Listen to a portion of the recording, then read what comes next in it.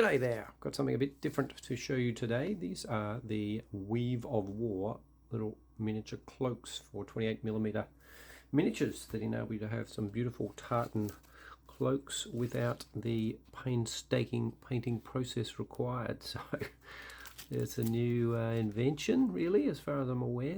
These ones are made in Wales, and they have a nice website which I'll put a link to so you can check them all out yourselves. But they have quite a number of packs, each with 8 cloaks in them of various clan or region types, as far as I can gather, but also they have some that are all the same colour, so if you just want all red or white or tan, whatever, you can do that as well. Let's get them open and have a look. These are the ones from Galway, Ireland.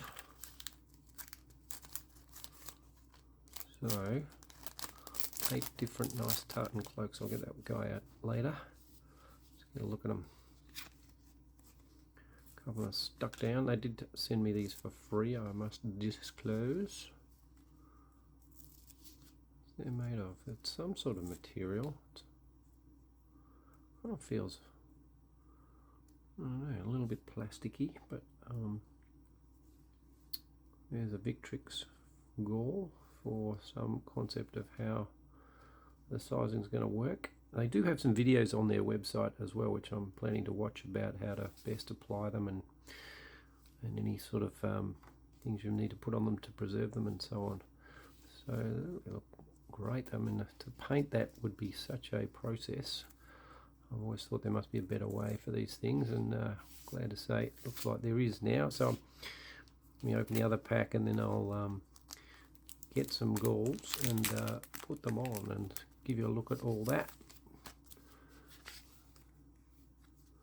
These are the ones from Lacune, which from what I gather is a town in France, but there's also a sheep named after them, so I'm not sure whether these are meant to be specifically made of that wool or whether they're more designed to represent the people who lived around that region of France. Anyway, there's a nice range of colours, actually similar colours to the other pack.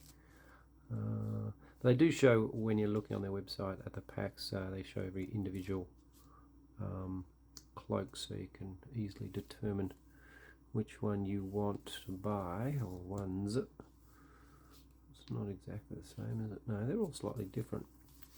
Okay, well, yeah, there's an idea of what they have to offer, and so I'm going to put them together and I'll do a little show with some of the nicely acquitted boys. Back soon.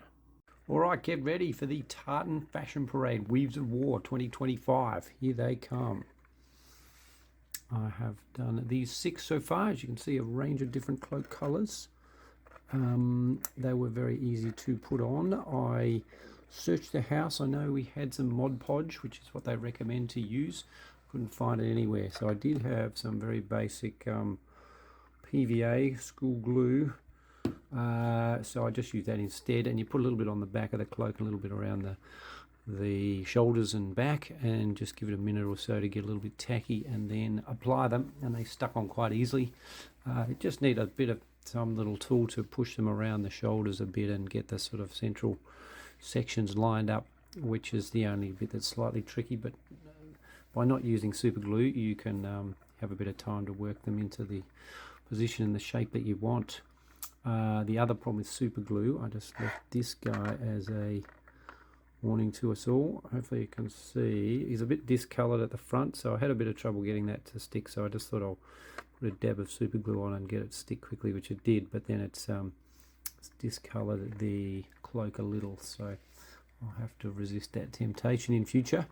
The great thing about them is you can shape them easily to whatever shape you want, really. So windswept, like this guy who's charging in, but this fella who's standing more statically, you can have it hanging down. And that's the thing that always annoys me about most of the plastic capes you get. They all tend to be sticking out the back and look quite unrealistic for someone who's not charging wildly, as if the cloak's got no gravity, doesn't, affected by gravity.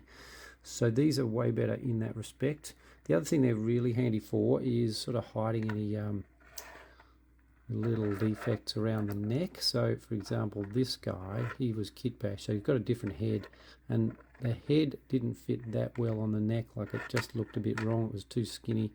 So you could fix it up with a whole lot of putty or green stuff or something to camouflage it, or better still, you just put one of these cloaks on and hide the transition so you don't notice. So that makes it very useful. If you wanted a single color pack, you can either get ones that are plain, so plain red, plain whatever, or you can get the tartan types in a specific color as well, all available on the website. So I think they're excellent addition to ancient miniatures, particularly if you're into Gauls or even Germanic figures. They go beautifully. He's obviously a Germanic guy. I then, once I'd put them on, I put a layer of varnish on, like a matte varnish, and then when I finished the figures completely, they all got a spray of a matte varnish. So they've got a couple of coats of matte varnish, which they're still a bit flexible, which is fine, but I think they're pretty strong. I don't expect them to be damaged or stained, or hopefully not fade with time as well.